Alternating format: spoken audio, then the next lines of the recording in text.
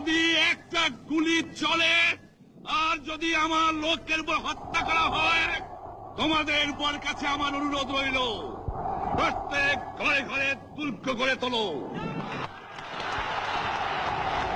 তোমাদের যা কিছু আছে তাই নিয়ে শত্রুর মোকাবেলা করতে হবে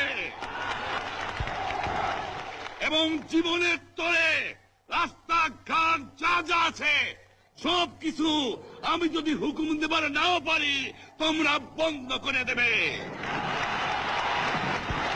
তোমরা আমার ভাই, তোমরা বেড়াকে থাকো, কেউ তোমাদের কিছু বলবে না, কিন্তু আর আমার বুকের পর গুলি চালাবার চেষ্টা করো না, ভালো হবে না।